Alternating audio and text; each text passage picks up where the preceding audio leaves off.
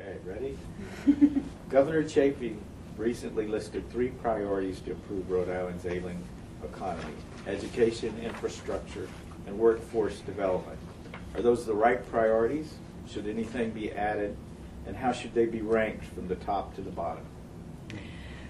Well, I would say that I think they are the right priorities, and I think education in particular is one that is widely acknowledged to be a driver of economic health and economic prosperity. One of the things that I've said since I've been in this role is that our plan, the Transforming Education in Rhode Island plan, is the most important economic development plan in the state.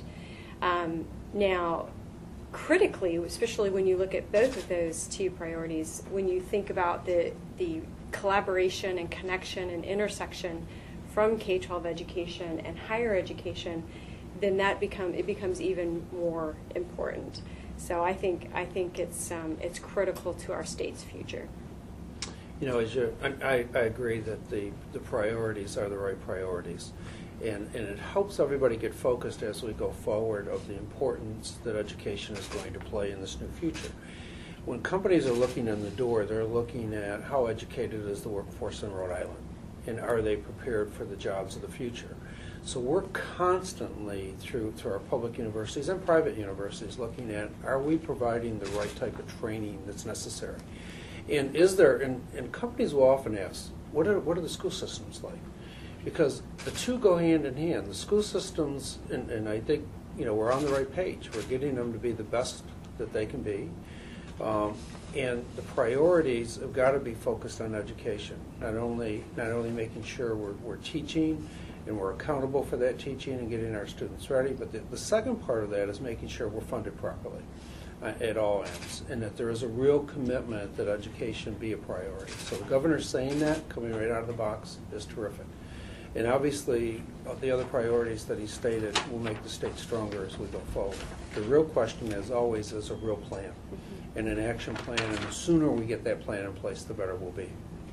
And I think the governor has also demonstrated that has been a priority. He has been an advocate for support for education since he's been in office, and that's something that we really appreciate.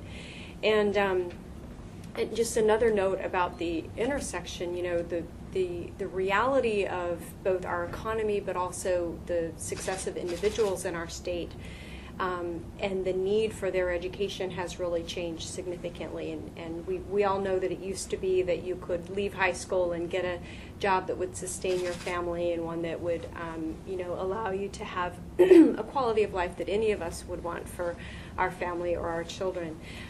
What we know now is that has really changed, and at least a third of the jobs that are coming up in the future will require not necessarily a full post-secondary degree like a bachelor's degree, 4-year degree, but rather something in between high school and that degree. So, technical qualifications, an associate's degree, or other kinds of credentials that demonstrate to the industry that individual has the kind of skills for the positions that we know are available. And right now, we can't find enough qualified folks to fill them. The last piece of that, I just want to be sure, is that education is spending a lot of time making sure that we have advisory boards made up of professionals from the business community. So our advisory boards are becoming more and more important to the quality of what we're going to offer as a program. So our business programs, our dental programs, our nursing programs all have boards on them that are made up of professionals in the field. And those professionals are telling us, the student needs this skill or that skill. And the key now is that that's very helpful to us as we go forward. And just as important is now as we merge together in ways that we haven't. I would tell you, since Deborah's been here, we've had great communication. We're doing a lot of joint projects, which we can talk about in the future. But now we're both going to be on the same page talking about a K through 16 system. It's been there, but now it becomes even more important. Yeah, and there are examples right now of ways in which actually all of our institutions of higher education are working with our secondary schools to do more of this kind of work. And there are great examples, and some that we can talk about and share with you. A partnership that CCRI has with Westerly. There are partnerships with URI. CCRI is also working with the Met School. So there are these different models, and Rick as well. But what we're interested in doing is making sure that that work becomes more systemic. That it's not that you happen to be a student, that because you live in a district where your high school principal or your district staff has reached out or the school has reached out, that you happen to be the one that's in that program, but rather that all across our state we have some consistent policies and practices that allow our students to access that kind of preparation program. Well, that's answering that question. Huh? And about five, we could probably go. hinting at a few more that we could probably go on. Let me just backtrack a little bit, and you both have emphasized the need for there to be a plan. And I know that the commissioner, you know, when you first came, you instituted a strategic plan. And I just wanted to know if each of you could articulate what you believe to be Rhode Island's overarching economic development plan and your role within it. In other words, K through 12 education and higher ed. And if there isn't one clearly articulated, what you'd like to see, because you both have ambitious agendas. Well, I think in our conversations we would narrow that down into some categories. So there are some things that we have decided together that we already know that we want to see as priorities, and one we've already discussed, and that's closing the skills gap. We know that we want to prepare our students, all of our students, for higher skilled jobs. We also want to build partnerships. So we know that those examples that I was talking about relationships between higher education and our K-12 education system are important partnerships. But we also need to do more to build partnerships with the business community, with industry. And again, there are examples of that, but we need to expand that. And then the last is looking at funding. That we, in order to truly innovate, in order to truly serve our students well, the funding that we invest in education, both in higher education and in K-12 education, there are things that we want to explore to make the funding really meet student needs rather than just the way that they've always contributed to the system. So those are some categories of things that we've agreed upon that we want to work on. But then there are also some specific outcomes that we want to set for ourselves so that we can hold ourselves accountable. Obviously, one specific one we've already set, which is to increase our graduation rate and to make sure that our graduates are fully prepared. And I'll pause and let Ray talk about this if he wants to, because I don't want to speak for him. But right now, just even at all of our institutions, but particularly at the community college, they invest a lot in remediating students who are coming to their school ill-prepared to be there, and therefore are needing to take remediation courses where they're not earning credits, and students are investing money, the institution is investing money, and it's just not a good use of public funding. We could redirect that funding to things that are going to much more effectively help our students themselves and help our state overall. Then there are a lot of other opportunities. So how do we set some shared goals around our students, the jobs that they eventually get? We can't do that on an individual level, but we can do it. We can get data on a system level where we could set goals for ourselves that about actual employment attainment. I'll pause and let you. Okay. I would, everything we're looking at is making sure that we've got Department of Labor, EDC, the chambers, higher education, secondary, everybody working together on the same plan. We can't do it independent of one another, and we often have done that in Rhode Island. Lots of silos and lots of people going in lots of directions, all trying to do the right thing. Everybody really working hard. And I think what really needs to happen is that we need to bring those people into a room with a real plan. And Deborah doesn't get to send a substitute, nor do I. We have to be there with our teams. And where we've done that in the past, where we have to be there and we have to be part of this, then it's driven by the leadership. And we come together and we bring all of the departments together. A recent example is there's going to be a new call center in Rhode Island coming. So what happens is EDC calls DOT, DOT calls CCRI and say, can you provide the training for 250 new workers? Now, that's a perfect plan to be able to go back to that business and say, yes, we want you to come, here are all the things we need to do, and CCRI can do the training. And we're going to start that training for 250 new employees.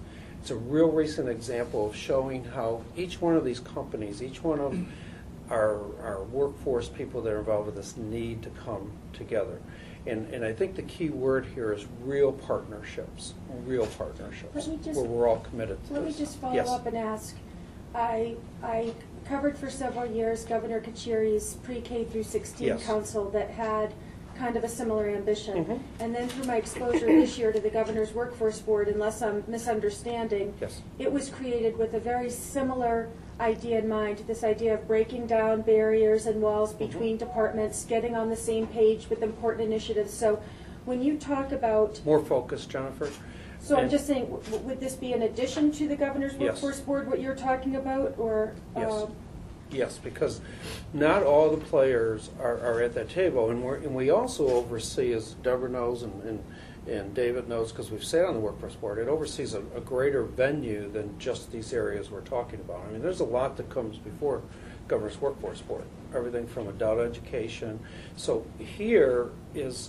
we really need to bring together a workforce team, and so that, one, we know what do we need to prepare our students for.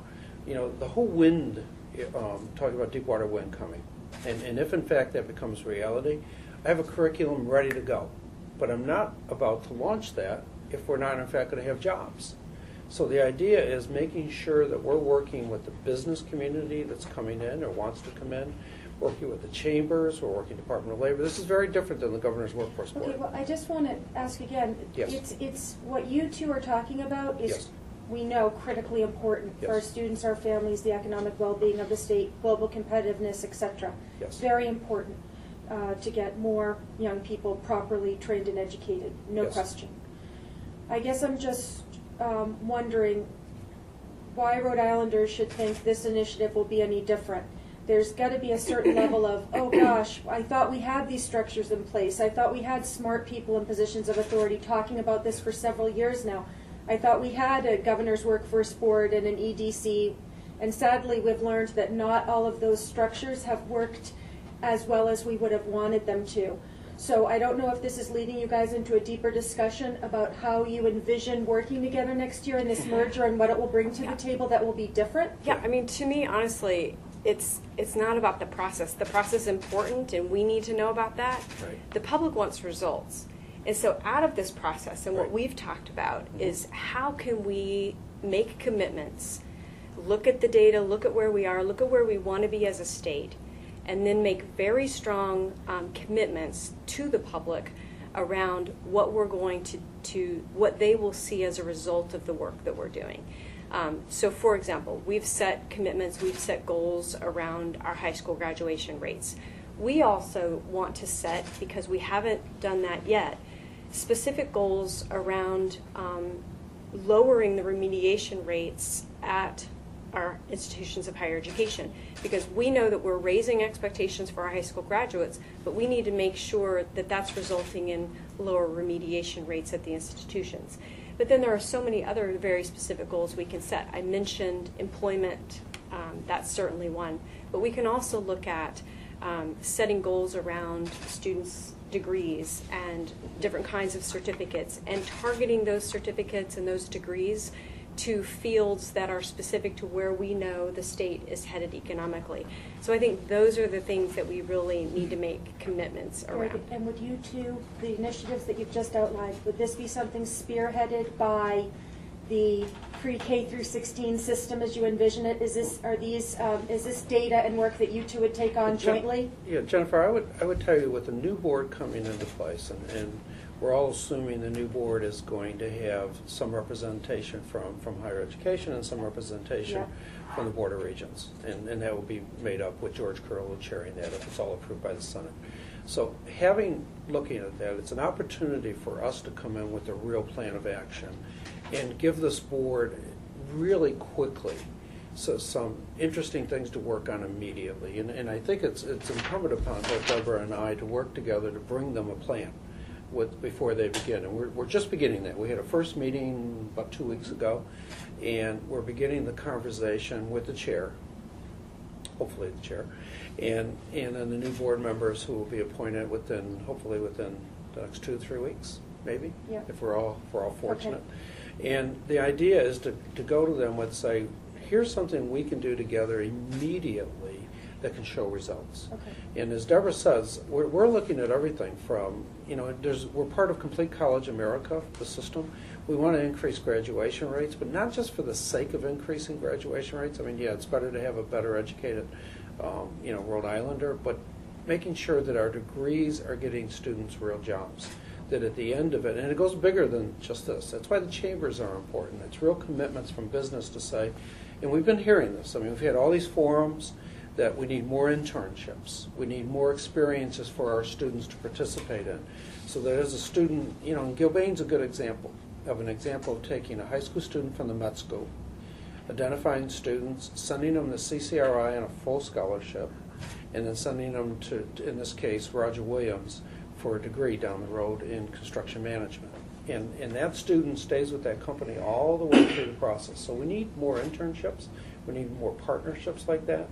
We need to strengthen our articulation agreements. And Deborah mentioned that a little bit earlier, is that we've actually started to talk about a real template for all the school districts to look at for dual credit, dual enrollment, early college, 5-year program that, by the time you're a senior, you only have 1 more year to go and you'll be at your associate degree level. So all these things are percolating, and I think you can see from our enthusiasm, even though this is a change, and maybe we didn't have a lot to say in how the structure is going to be, we're getting excited about it because we're going to embrace it. We have a chance to guide it. We have a chance to shape it. And we have a chance to do some things differently. Yeah, And that's what's the exciting. opportunities are really endless. I mean, so the dual enrollment, definitely. We're all very committed to that, and like I already said, it's happening. It's just not happening widely enough. But then there are also opportunities that we have to look at how our educators work together. So what high school teachers have the kind of credentials to be able to offer courses that are for credit at the community college, and how do we make sure that when our students are taking credits at the community college or one of the other institutions of higher education, that they're not having to then take a similar course again at their high school to get credit. We need to have those, and that's what we mean by those articulation agreements. There are also issues around funding that we want to explore. Can you elaborate on that? And I'm asking because you brought that up as an area, and I know that Dave Abbott wrote an editorial right before you came back that really conceptualized a K through 14 system, and I haven't heard enough about that, and I know some faculty at CCRI are getting nervous. So just talk about some funding issues, and then I'll ask President DiPasquale about the impact on CCRI. Okay, so the funding comes into play when that fluidity starts to happen. So for historically, the institutions have stood separately, and you move from one to the other. And what we're talking about is really beginning to blur those lines and allow students, as they're ready and able, to begin to move on and earn credentials and credits and courses and learn information that will help them. As other states already do, right, Correct. Commissioner? Correct. So then the question comes into play: how do you work out from a public policy perspective where the funding to pay for that child's education comes from?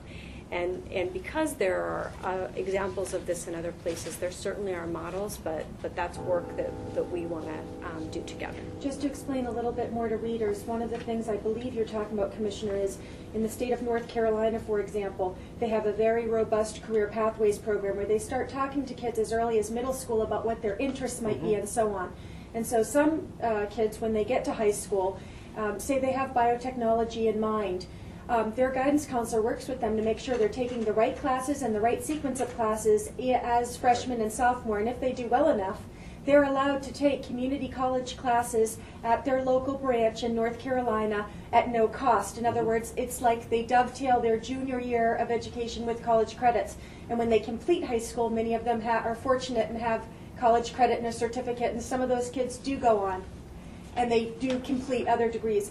And that was a public policy decision that North Carolina made to do that.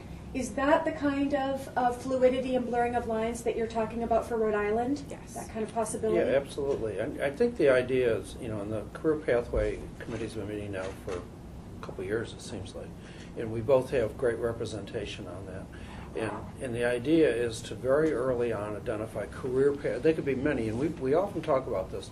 At the end of a student graduating from high school, we want them to be work ready or college ready, whatever that means. And for us, it means reading at a certain level, doing mathematics at a certain level, to be determined. What is that level?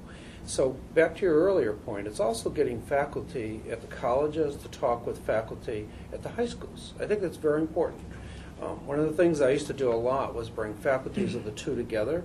And it was always one of those that made you smile, because the high school faculty would say, wait a minute, the colleges aren't going to tell us how to teach. And the faculty on the colleges would say they don't know what they're doing. Is that kind of some of the pushback you're hearing now from your faculty? Absolutely. Are they nervous about this? Well, I think they're nervous is maybe the wrong. It's not understanding what it means, because it still doesn't change the way we teach or the way we deliver. I mean, CCRI has been around for almost 50 years now. We're 48 years, and the point being is that they're a strong transfer institution. They've always been a strong transfer institution, and that's growing. And people will often say, is there something wrong with that? So Why? again, you have more success in helping students who come to you for an initial year or two to transfer to a four-year college. Right. And I know that's one of the reasons that some CCRI administrators have said, overall, our grad rate might not look great because a lot of people aren't here to graduate with an associate's, right? Because if you talk about completion rate, which a lot of schools are talking about, a student comes what they go, they complete what they want at CCR, and then they move on, and they go to the University of Rhode Island College. The JAA program is helping to change that, Jennifer, and Joint Admissions Program, so everybody knows what I'm talking about. It's with Rick and with URI. When I first got here, we had about 20 students enrolled. Today we have 1,200 students enrolled. Why? Because they have to graduate. And they get a reduced tuition rate for doing that. Up to 30% discount. And again, it's a great program for Rhode Islanders to get their degree. Okay, but your faculty are sending me emails that they're very nervous about Dave Abbott's editorial. Well, see, Dave Abbott's editorial is Dave Abbott's opinion about something that he has in mind, and that was good. It was good to see reaction. In fact, maybe down the road we have a great discussion about. And I asked David the other day. I said, David, what does that actually mean to you, so that they understand? It's not changing CCRI. It's perhaps changing some other pieces of the way we deliver education and making sure that a student has a credential as they move on into the real world. Now, as I see it, and David might agree or disagree, is that we will work closer with the vocational and technical schools as well. That CCRI working closer with them and providing other options for students. But the core of our academic institution, the 18,000 students that we educate, they still have to have, by NIAS standards and accreditation standards and general ed standards, they still have to take all those core courses. That's not going to change. Yeah, and I would actually say, I value David's opinion very much, but I would actually say it's more of his editorial is more of a reflection of the vision that we have that emerged from our strategic plan. So in our strategic plan, which has been in place since early 2010, it's a 5-year plan, we put in place at that time this vision of multiple pathways of working with higher ed and the business community. So this is, we've had a lot happening, and this is the piece that is just now becoming more mature. But I think that it's just like any time you make big changes that people get fearful of what does it mean for me. So I think it's important for people to see that this isn't necessarily stopping doing anything that's currently happening, but rather what more can we do to support our students. And since we're all mentioning your name, I didn't know if you wanted to jump in at all and clarify. Nothing I want to clarify. I would just add that to build on what the commissioner just said, it is part of our strategic plan, and the editorial of the op-ed is reflective of our approach just as much in our secondary, our middle schools and our high schools as it is about what's not there in years 13 and 14. And so we're asking our comprehensive high schools through our new career and tech regulations to really embrace multiple pathways and to have, not have this as a college or career readiness. The BEP is very clear. It's college and career readiness. And actually, the first directive I think I got from Commissioner Gist was in the final edit of the BEP. She made us change that, and she said it's got to be about college and career readiness, or we're never going to get ahead of this curve. Right. And this is not the second last thing I'll say is it's so clearly not a Rhode Island issue. This is a national issue in our industry. I think as an industry, I think we're pretty lucky that David Coleman was just appointed president of the College Board. He's very much on this agenda, and I think you're going to see the SAT and AP courses really start to reflect college and career readiness, and he certainly had an influence on that in the development of the Common Core and the emphasis on being able to read technical literature as well as prose. So, this is something that I think Rhode Island just needs to not be left behind as we move as a nation in this direction. There are two things I want to pick up on really quickly. I think that the point about advanced placement courses is really important because most of this conversation has been focused on the building skills and helping our students for that those middle level jobs, which is really important.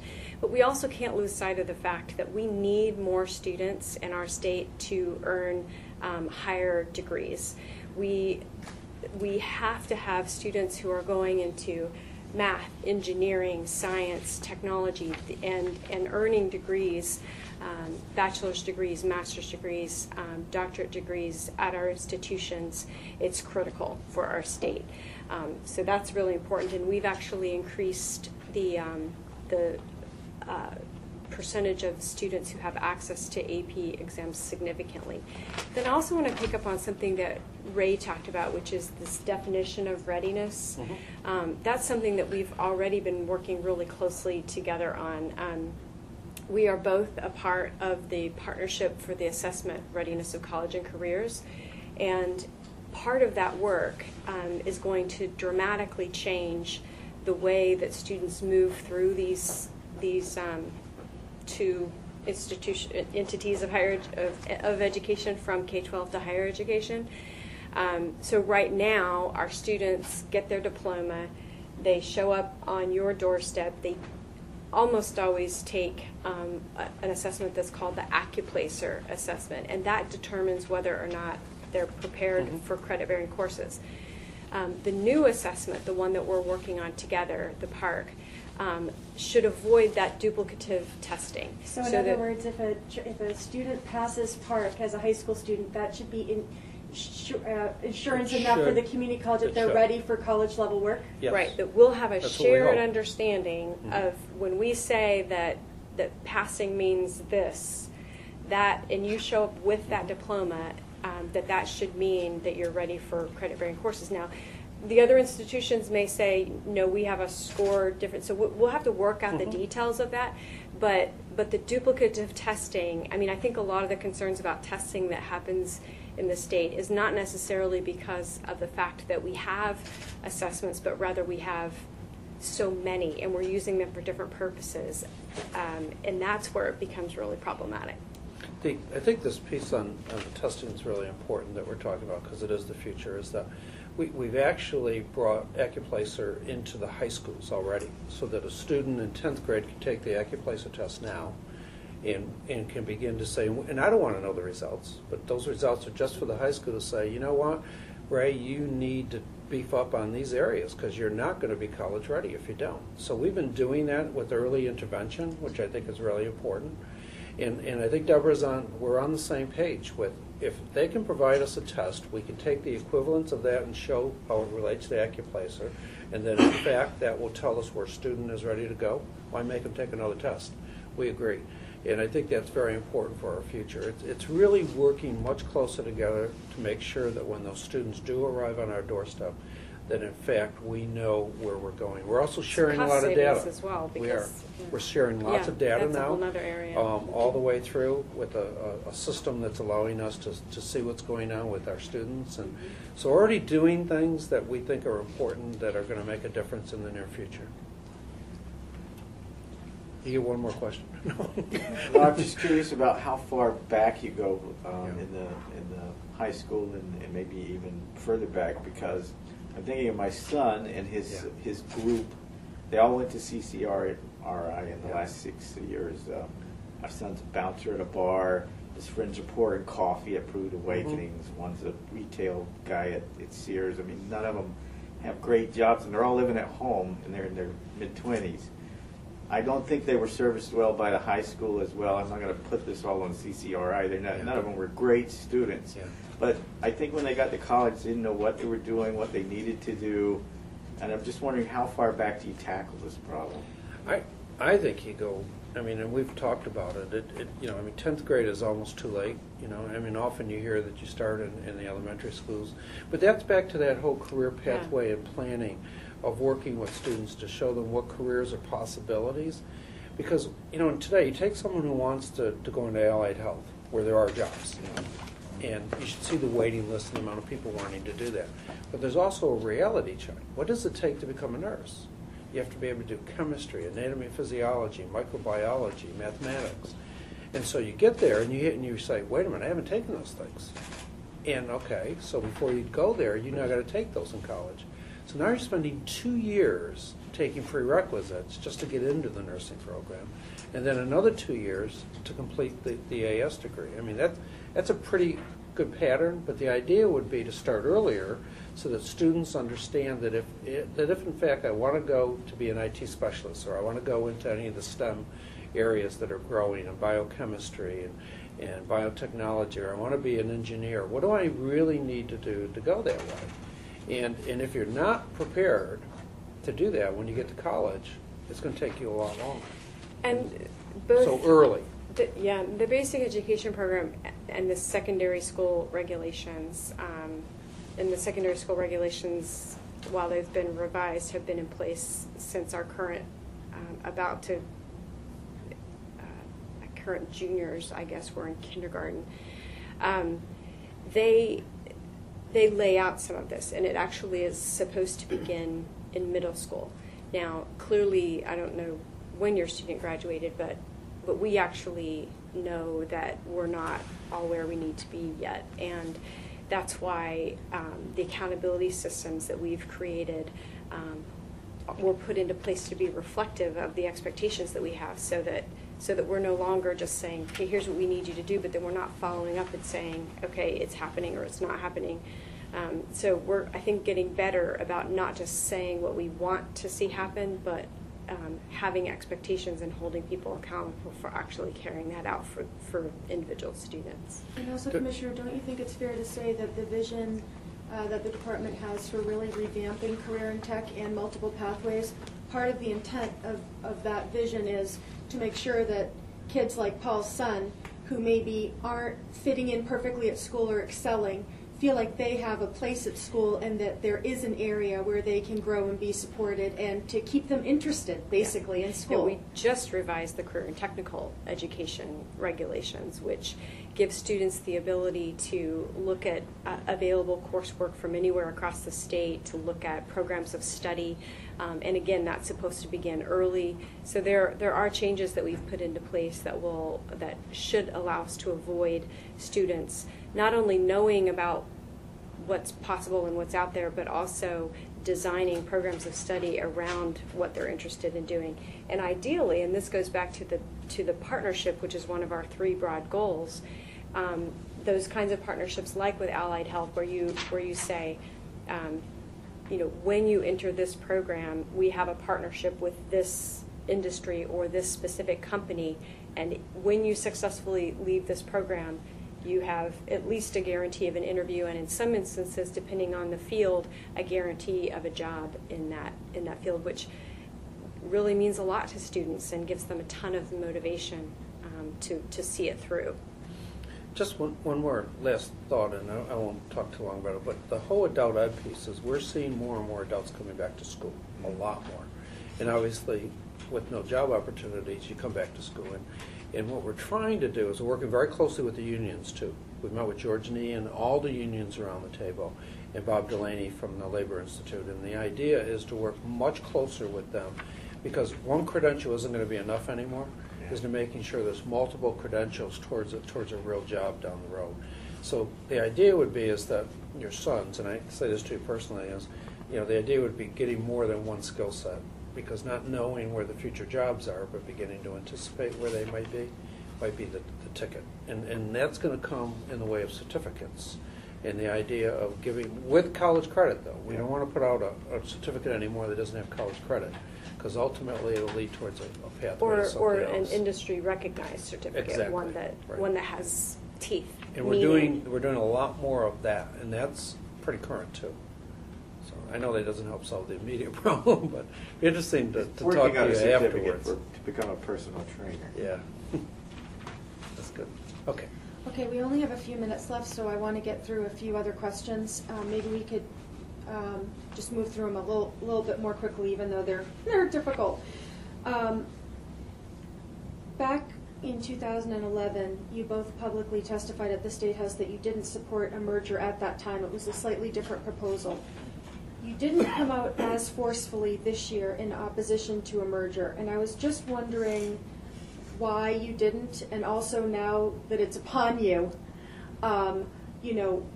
what are the downsides and the upsides potentially that you see about a merger? The first part of it is, at all of there must have been at least 10, 11, 12 times that we got to talk in front of, House Finance. Representative Ferry's committee. Yes. Where we did talk about that the current system works, and that you may not think it does, but it does, so don't change it. So I would disagree a little bit, Jennifer. There must have been a dozen times where I said publicly, don't think it's a good idea to merge. So all during the year and all the testimony, we can go back and show you all that testimony that said that. So once you knew it's going to happen, you say, okay, we got to make it work. And that goes by the wayside, and then you begin to really look at it and say there are models across the nation. I mean, you look at Michigan, where in fact they have separate boards across what they do. There are 3 or 4 states that do this model. So now we're going to do it. My goal is that let's really embrace this.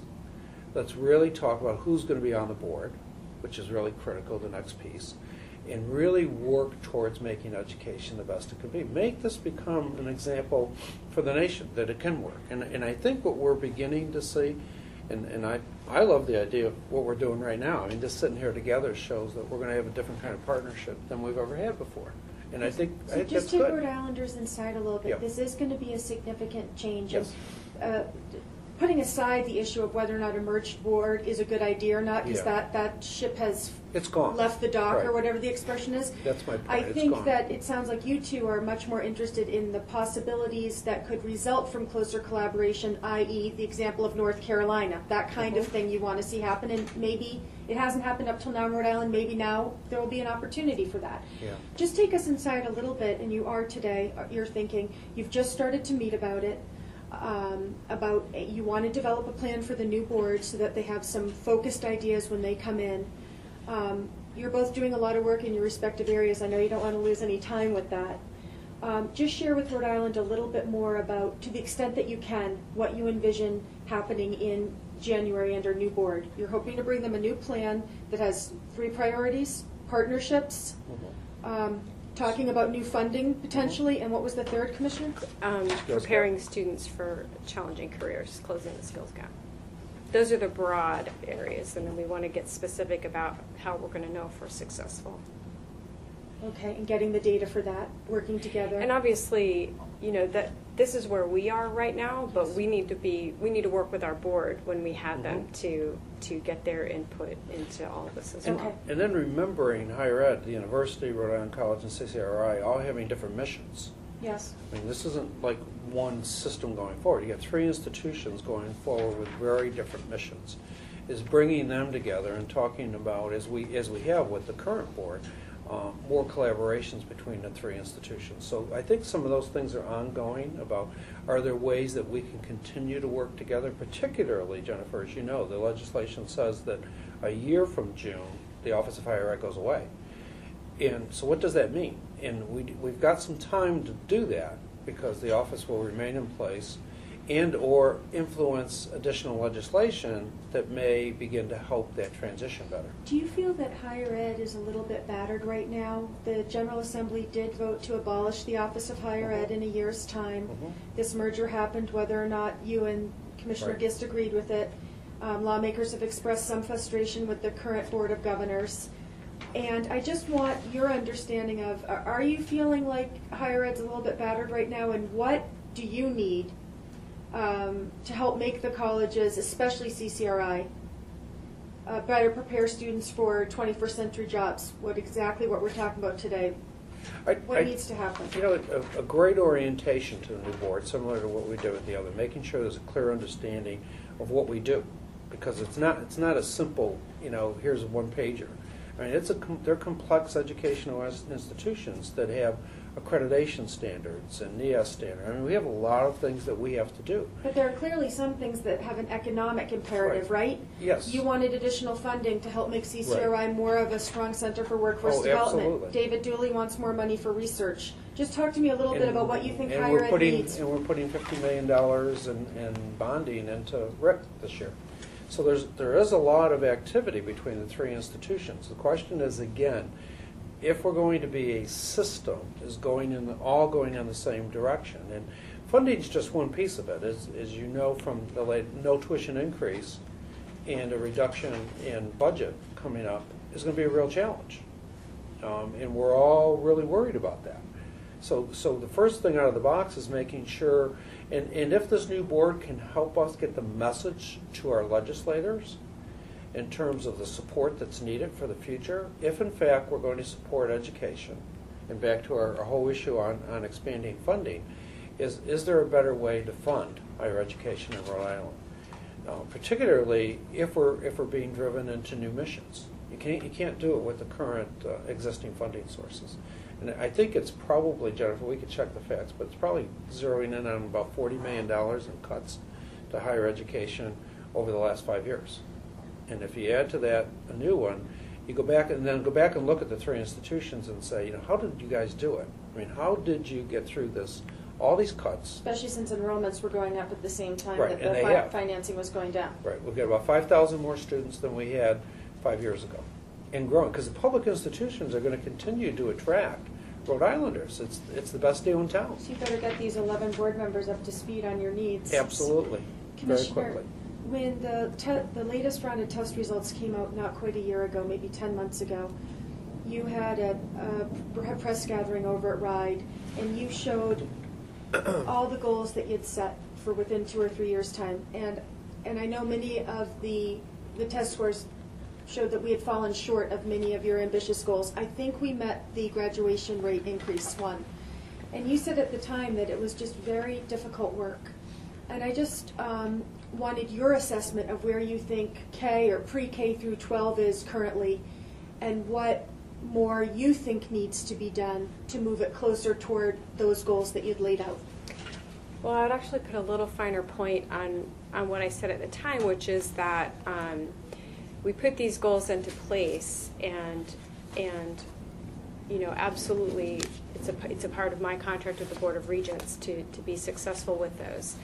At the same time, when we look at the aspects of the plan that we were rolling out, that we said were going to be the reasons why we were going to see those changes, it was curriculum development, it was educator evaluation and continuous improvement professional development, getting our data systems in place and using that data and providing training to our teachers and principals on that data, and I could go on and on about all of the things that we're doing to get there.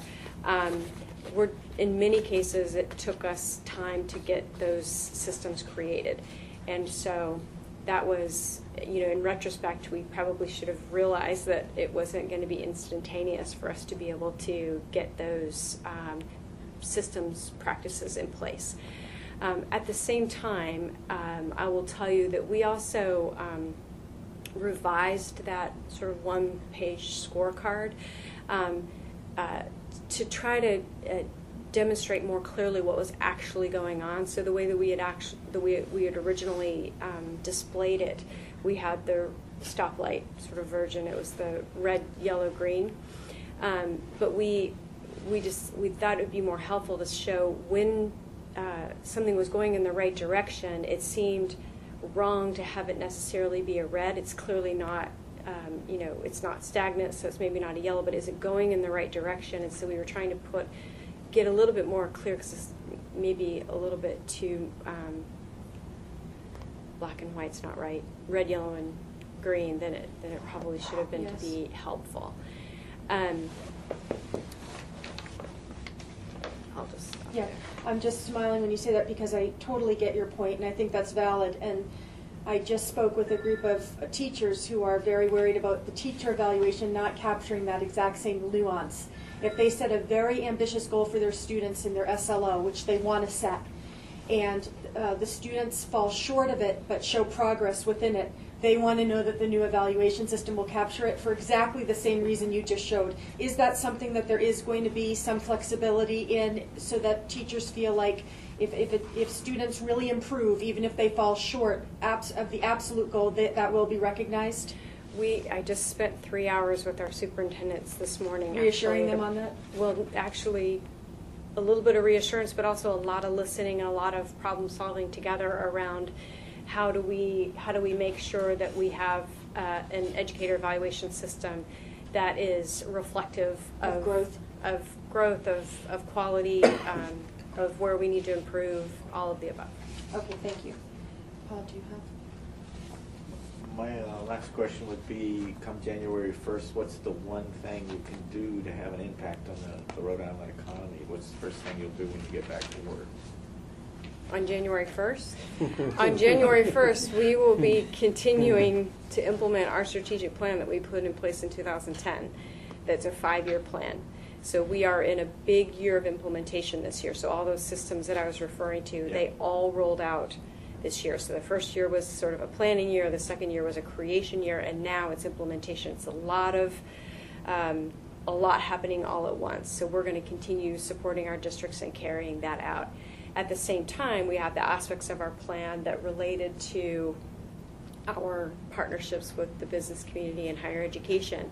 And so we're going to continue that, and now that we are going to have this new board, that's going to give us all the more ability to do that successfully.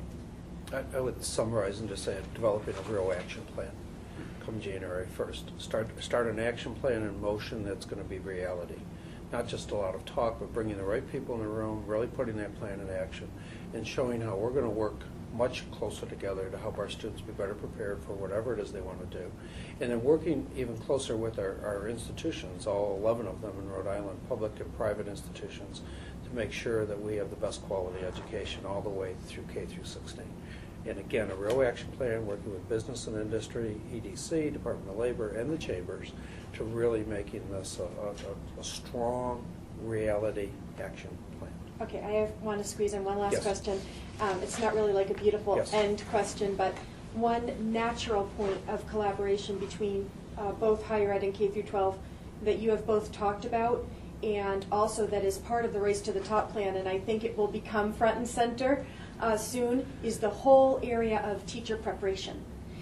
And I was just wondering if you both think there, and obviously you guys are already collaborating because of Park, which is great.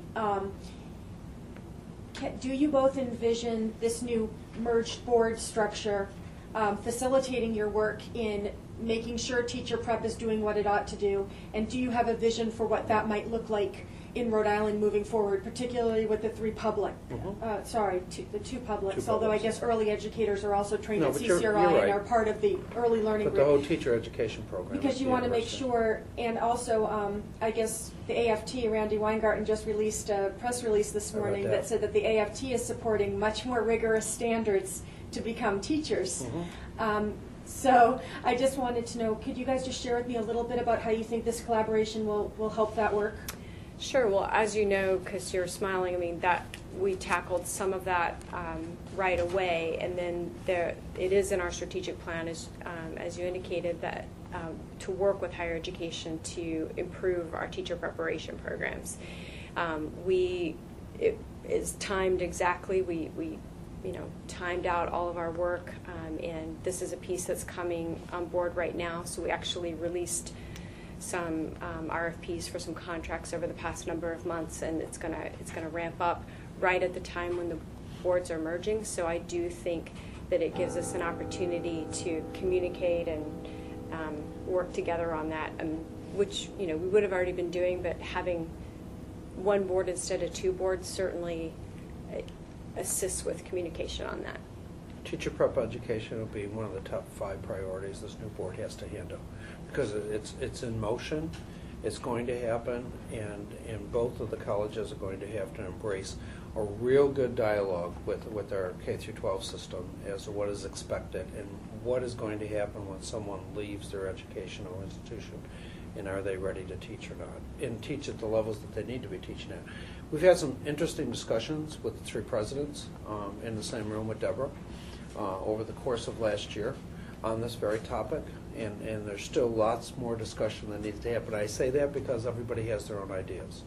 And out of respect for our colleagues at URI and Rick, we need to bring them into the picture too and ask them the same question. How do you envision the future of teacher education? I'll just be blunt. I mean, I think what Ray's trying to delicately say is that this is going to be a difficult area of work, because we are the authorizers of preparation programs, and I have some very high expectations for performance in that area, and it's going to mean some pretty big changes for our institutions, and so we're going to have to really stay at the table and continue that communication that, as he indicated, we've already started. In the 3 years you've been here, you've made no secret of the fact that you regard improving education to be a matter of great importance, and you've tried to bring a sense of urgency to nearly every initiative you've undertaken. And I know that there's a growing sense of urgency in the business community. We saw the Make It Happen event spearheaded by the Rhode Island Foundation. We just recently had David Dooley saying, when there's a crisis, you have to react appropriately. Do you two share that outlook? And do you think there is a sense of urgency, and I'd even say momentum right now in Rhode Island, to throw more resources and support behind public education writ large in order to help solve this economic puzzle? Or do you think that we need a more measured, slow approach? I think, you started with the very first question of the priorities for the state of Rhode Island by the governor. I think in those priorities, he's stating strongly that these are things that need to happen. So I think we use that as the basis to say, let's take advantage of that. The governor has now stated it. Now let's put an action plan to each one of those. And that's the go. And is there a sense of urgency? Yes, but it has to be done right. And that's the real keys. The urgency's there, but let's do it right. Because just to throw it out there and let people react to it, no. Let's come up with a real plan, and let's put a timetable to it that really makes us all accountable, and let's move forward to make the state stronger again. Yeah, and the timetables have to be aggressive. Mm-hmm. I mean, the phrase that is constantly in my mind, and it's screaming at me, especially when we get down in the weeds or there's bickering or whatnot about adult needs and that type of thing, is that our students are waiting. Right. So meanwhile, TikTok, another generation of students, another class of students are progressing through our system, and we're not holding our end of the bargain. In many cases, they're doing everything we've asked them to do, everything that the adults in the system have asked them to do as they've gone through, and then they're finding themselves out there without, and yes, part of it's the economy, but it's more than that. There are jobs that are available right now. We're not doing what we need to do to get our students prepared to be able to fill those jobs. Excellent. Thank you all very much. Thank you you. both very much. Thank you. Come on by fast.